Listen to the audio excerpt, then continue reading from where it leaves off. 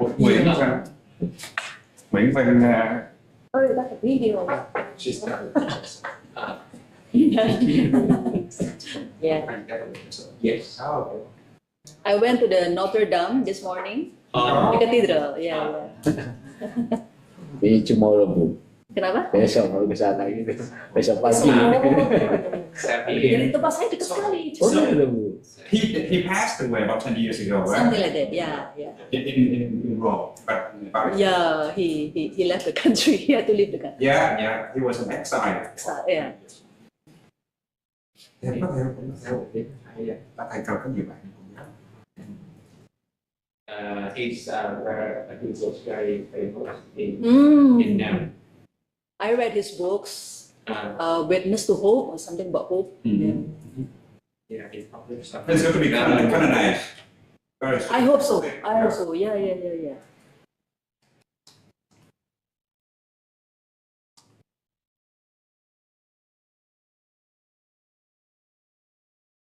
Notre Dame Cathedral is considered as a symbol of Satan. Yeah, it's beautiful. But now it's under construction. That's okay. Yep. Cannot really see the beauty.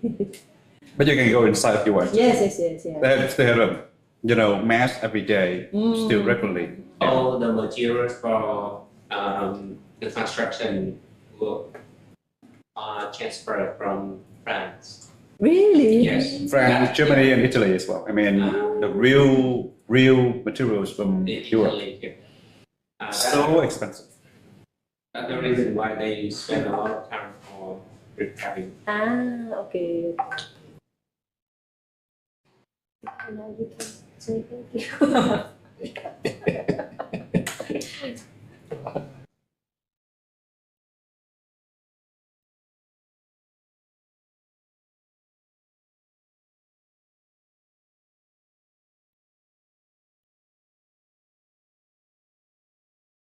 Do you have any travel plans in this trip to Vietnam? Not yet. I've just stayed at the hotel since I arrived here, and hopefully, before I move to DNTU tomorrow. DNTU? Yeah, Donglai Technology. Oh, okay. Yeah. Okay. I'm teaching there until mid of June. Oh, okay. But I'm going around this Ho Chi Minh City tomorrow before leaving for DNTU. Very similar climate, right, as Indonesia. Yeah, right? In Malaysia. It is a rainy season in a way. So. Last night I wanted to go out. No, yesterday afternoon, but it was raining. Then I came back to my hotel. Yeah.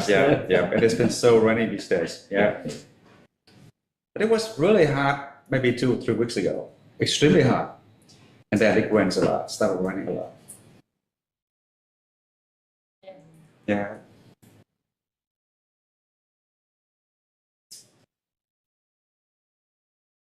I wish I could make it to Indonesia sometime. I mean, I've got many friends when I went to graduate school and had many friends from Indonesia. Okay. Maybe 4 or 5 of them. We're still in touch, But but I've never met them since they came back to me. Yeah. So mostly on social media, on Facebook. Yeah. Where did you study last time? I went Michigan State University. Michigan State. Yeah. A lot of them go there. Yeah. Yeah. No, there's this famous professor, researcher from there. Male or female? Mark Warschauer. Was he from there? Who's that? Mark. It's a Jewish name. Okay. Warschauer. I'm not familiar with that name at all. Maybe he's in a different department, maybe. I went to School of Education. I see. Yeah. Yeah.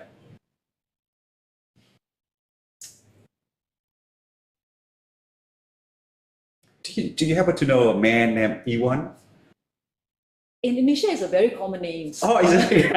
Very many people Iwan. I think he's working for the Ministry of Education or something. Yeah. Maybe. Okay. Because there's so many wings in Vietnam, for example. Well, after 2 days attending mass here, I'm so curious to know what does Eng Chi Eng, what does it mean? What? Maybe I say it wrongly. The priest says it a lot, like Eng Chi Eng. Anh chị em, maybe anh Yeah. chị em. It was in Oh. Vietnamese, right? Anh chị em, Yeah. anh chị em. Let them So ask. you only go there. Brothers and sisters. Brothers and sisters. Yep. Yeah. Dear brothers and sisters. Yeah. Yeah, The okay, church okay, said that a lot. makes sense. Yeah. Yeah, he always say. What time is the first mass at the 5:30 a.m. 5:30 a.m.? Yeah, it's not about the same time. Oh yeah, 5:30. They're 5:30 a.m. and 5:30 p.m. You mean for Sunday, right? Sorry? You mean the masses for Sunday? Masses, yeah, in the Notre Dame. Ah. But usually have English mass at 10. Oh, there is. There is an English on mass, Sunday yes. morning. Yep. On Sunday morning. Yeah, on Sunday morning.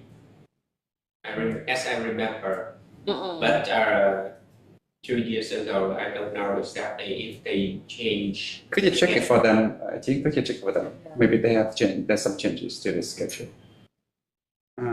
But yeah, these days. That is Christy. Is she presenting somewhere else? What? No. Ủa, Nhi đi đâu rồi? She attend another session. Yeah, they would come back to 11:10, I think.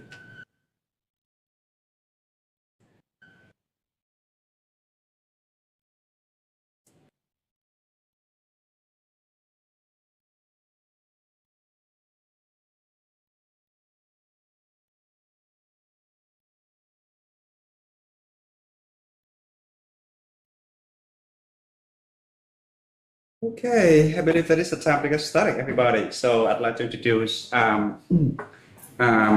Imelda. Let me show you names. Okay. Rosali. Oh. From a Catholic university in Indonesia, from Indonesia. And she's talking about intellectual expertise in classroom, technology preparation, and comparative cases of EML and STEM teachers in higher education. So let me say a few words about Dr. Imelda Rosali, okay, before we get started. Dr. Imelda is a faculty member at the English Language Education Study Program, teacher education faculty, Widya Mandala Surabaya Catholic University, Indonesia. She obtained her doctoral degree in Malang State University, Indonesia. Her research interests include assessment and feedback, as well as teaching English with technology. The stage is yours. Thank you for the kind introduction, and thank you everybody for being here. First I want to acknowledge that this PowerPoint is also co-produced by AI. So all these wonderful pictures are from them, but me, I add the text. Okay, so the title of my research is Ecological Agency in Classroom Technology Integration. The keyword agency, I think, is quite famous nowadays. Like, in fact, that was one of the keyword in the conference today. Yeah. So, a comparative case study of EFL and STEM teachers in higher education. Well, yesterday, Professor Chowdhury said that why all the researchers are using case study. So I felt I felt like, oh yeah, it's true. Yeah, we have to explore more. But anyway, for today, it is a case study comparing EFL English for foreign language teachers and STEM. I mean, STEM is science, technology, engineering, mathematics teachers in the use of technology. All right. So research on teachers' agency have been booming these days, and I was told just now that this author is actually Vietnamese, and I'm looking forward to meeting him later. And he's actually here, apparently. And especially agency rooted in ecological perspective, meaning ecological perspective takes into account the context. So when we act, we don't just act blindly or out of our own personal will, but we are also influenced by the context that we are in. And recently there are many researchers, especially on teachers' agencies, in the use of technology. I mean, although it is still not technology in general, but particular ones like video conferencing, the use of AI. And there was also a study investigating for English language teachers. And it was shown there that, yeah, there were internal and external factors that threaten language teachers' agency in technological practices. But I mean, we have to say that this research has not taken into account the ecological viewpoint. And so, after analyzing the gap, so we conducted this multiple case studies involving in-depth interviews with higher education teachers, I mean university lecturers, from English departments and STEM-related disciplines. So we have two research questions. The first is, how have the EFL teachers' histories, goals, cultural, structural, material resources, all these are ecological terms, yeah, shape their agency and influence their use of technology. And then the second one, we also interviewed two STEM teachers, and we wanted to know if there are differences in the ecological agency, in their use and practice of technology, also shaped by the iterational, projective, practical, evaluative dimension. Those are also ecological terms. All right, so this is the model of ecological agency that we use by initially by this Emir, Bayer, and Mersch, by the way. So it was developed later on by Priestley and colleagues in 2015. So basically, there are three. When we act, we are compelled by three factors, which is iterational, which is basically past experience, be it professional, life history, our personal belief, ideas, values, etc. And then we are also, I mean, you see the arrow shapes, I mean, point to the center. And then the projective dimension, that's the future goals, meaning like we are also impelled to act because we have goals, be it short term, long term, etc. Yeah.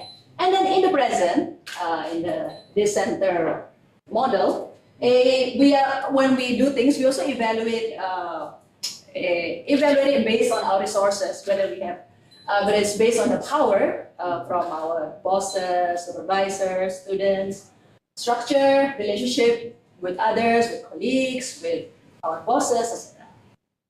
And then now, I mean, I'm just going through the recent researchers on the ecological agency, the use of technology. So, well, some researchers found that pedagogical belief matters a lot, meaning like when we decide to use technology, it is usually based on our belief, for example, that technology engages our students, technology is good, useful in the classrooms.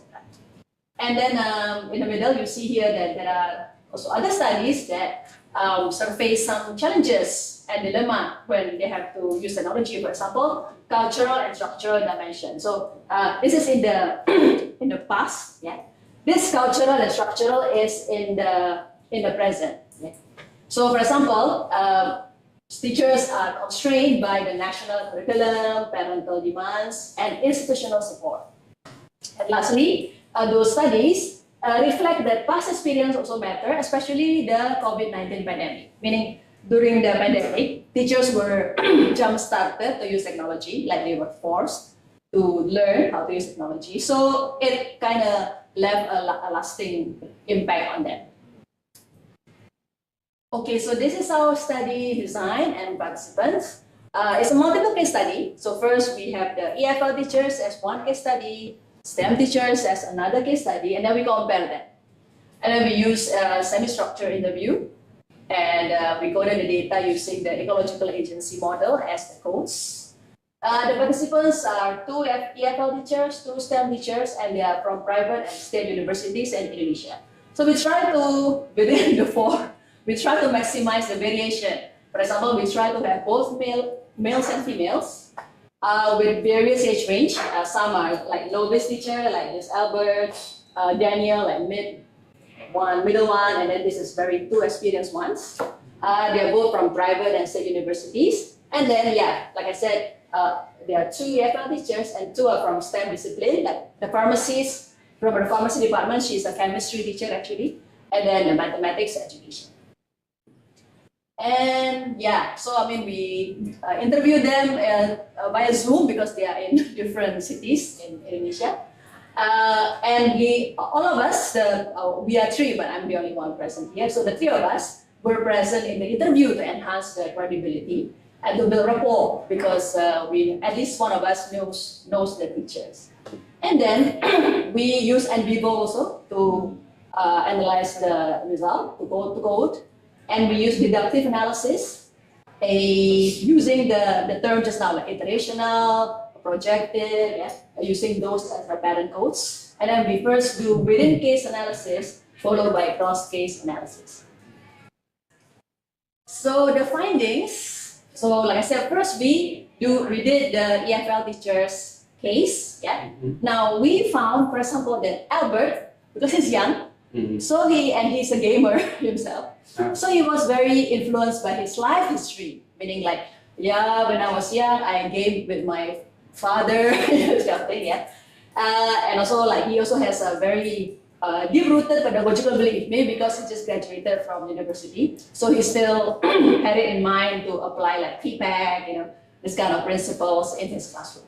Whereas Kathy, she is not a gamer, meaning like she is quite mature, but she, to make up for it, she's very much helped by professional development, meaning she attended a lot of webinars about technology, she joined a community about technology, so yeah, she also is very keen on using technology.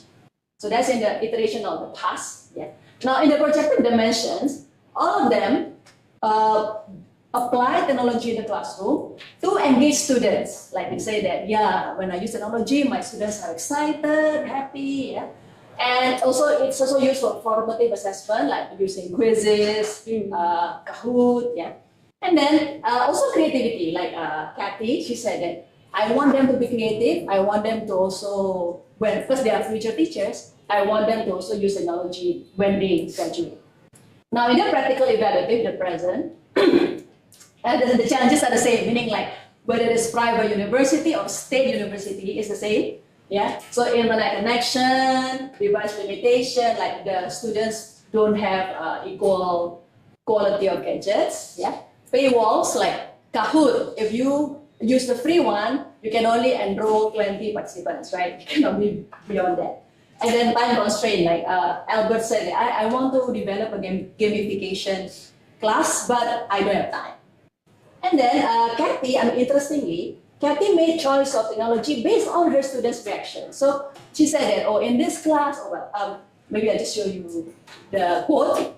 So she said that when I teach in class A, this is safe because they are above average, they are not noisy. But when I go to class B, they are above average, but they are indifferent, they don't react to technology. And then when I go to class C, they are noisy, they are chaotic. Yeah. So meaning it's very interesting how she adapt her strategy based on the student's reaction. I mean, here in Albert's quote, I just want to show the strength, the strong pedagogical belief that underlies his action. For example, he said that, well, I can use Minecraft as in the classroom, but I don't think it's possible. I have to prepare it from scratch, and I don't have time.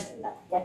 So meaning he wanted the use of game to be principle, to have to be based on really sound pedagogical principle. Now, when it comes to the STEM teachers, meaning like initially we thought, wow, they will all be very good at using technology. But anyway, so actually it's similar. So in the iterational in the past, yeah. So Betty, she's also a gamer. Like I'm surprised because she's quite mature, but she also likes to game a lot. And Daniel is also, he's also shaped by professional development. He has past education, etc. And then in the projective, in the goal, yeah. So again, it's the same. So they also use technology to engage students, to enhance mastery, to do diagnostic assessment, yeah. But just a slight difference that is Daniel also wants his students to develop their own games, meaning to say that when he's a lecturer and many of his students, as their thesis, they develop mathematical games that are now available in Play Store. That's why it's. And then lastly, the practical evaluative dimension, the current one, is also similar. So they were supported by government grants, for example, to apply technology, LMS features that allow them to use some features, yeah, and resources, meaning to say that they remain challenges for them. So now we think that, okay, I mean, just want to show you some quote. So you can see here that Betty is very creative. So she she crafted the exam and the lessons as a game. For example, the students are dragon slayers. So they must kill the dragon. So dragon is the final exam. And for middle exam, the exam itself is called Medusa. So the students have to look for mirrors because you can only fight Medusa with mirrors, meaning if Medusa look at you, you will die. Yeah, but if you have a mirror, then the Medusa cannot look at you. So anyway, so that's how she crafted her lessons. And then, I mean, here I just want to show you Daniel, how he, the use of games is also to encourage creativity in the students. Like he wants the students to develop Android or computer-based games for their thesis. Okay, so like then you were asking me, so what's the difference? Yeah. So actually, yeah, so that's what we found. Actually, there's no difference. We need to say that we might think that EFL teachers are not so good at technology, while STEM teachers are better. But no, meaning, I mean, yeah, of course, EFL teachers, there are some who are good, like Albert just now, yeah. And STEM teachers also face the same challenges as EFL teachers, yeah. So meaning, just to recap, that they are all the same, yeah. We need to say that in the international, in the past we mentioned, they are both supported by life and professional history, yeah. And then projective, the future, they use technology for engagement, for assessment, yeah. Well, the only slight difference I noticed is in the subject mastery. So the STEM teachers, they are very concerned that their students master the subjects well. Meaning to say that apparently chemistry and mathematics are difficult subjects. So they want to make sure that the use of technology can help them to master these subjects. And then the practical evaluative, the same material constraints, yeah, in terms of paywall, internet, etc. So but anyway, so in terms of the discussion, so what we try to see is this, yeah. So our finding validated this modified ecological model, but we added a bit more by underscoring the role of life history. Because in the previous model, usually teacher agency is based on professional history, for example. I mean, the use of curriculum then is based on the teacher's experience in using the previous curriculum. Yeah. But for technology, their application of technology is based on their personal use of games, personal use of technology. So when you say that this life history, now we can say that, yeah, it matters a lot when it comes to technology. And then we also find that, yeah, anyway, that teachers' pedagogical belief is important. I mean, but that's the same as the previous researchers. And then in the projective, in the goal, yeah, it's also the same. As in, they want to engage students, and this is similar to other research. And then in the practical evaluative, we want to underscore that interpersonal relationship is important. Meaning, we use technology because we want our students to be happy, to be engaged, to learn more. Yeah. And then for the second question, the comparison. So yeah, like I said that, yeah, it turned out that STEM teachers also grapple with the same problems, similar problems as EFL teachers. Like sometimes they have low self-efficacy and they are hindered by various factors. Yeah, so meaning we cannot simply say that they are better at using technology. And then the projective dimension, well, yeah, so just now we mentioned that they are very concerned about the students' outcome. Yeah, and that's true. We need to say that this research found that STEM subjects can be abstract and multidimensional. So it is just right that teachers should be worried that the students can master all of them. And then in the practical evaluative, we noticed that many teachers said that they don't have time. They don't have time. So yeah, I also don't have time. Yeah. So we propose that time, the concept of time, to be included as immaterial resource under the practical evaluative dimension, because this is still absent, meaning it's not in the model. The model only talks about material resources. Okay, so lastly, well, we just want to make some recommendations for teacher training institutes. So we would like to recommend that we, trainers of future teachers, should focus on pedagogical principles when it comes to teaching technology. Meaning, technology evolves a lot. Now AI is so prevalent, yeah. So rather than we trying to keep up with all the technology, what we should impart should be some pedagogical principles in the use of technology. And then, well, ideally, institutions should provide infrastructural support, like having a lab computer for language courses, dedicated internet connection, learning management system that supports the games, yeah. And when they have time constraint, then government or the ministry can offer incentive and grants to for teachers to prioritize and use technology from the grants.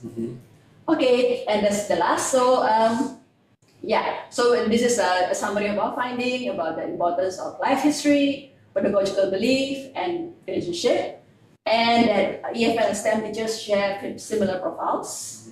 Time is also a critical resource, and the limitation of our research is that we only use interview as our sole instrument, yeah, and we could have actually enriched it by observation and document analysis, but that was not possible due to time constraint. And that's all from me. Thank you. Thank you very much. We've got about maybe 3 minutes for questions and answers session, everybody. So you're welcome to raise questions or comments or even responses to the presentation by Dr. Imelda. This is a very insightful presentation, honestly. And here in Vietnam, I think we also apply gamifications in our teaching as well, and that is very nice. However, one of my concerns is that one of your participants used the game, the STEM teacher, used that as a test for the student. But this is about the policy of the institution as well. Is it ideal enough for us to use gamification? And we need to prepare students for their text in the future as well. My concern is that one. Can you share some idea about that? Yes. So it just happened that this teacher, who is very creative, is from my university. So I know her very well, and I know. I mean, of course, I know the. Is it a state of private university? Private. It's a private, Catholic private university. Yeah, that's right. Yeah. So in our university, the teachers are given free will, meaning it's up to them to apply whatever they want. Yeah.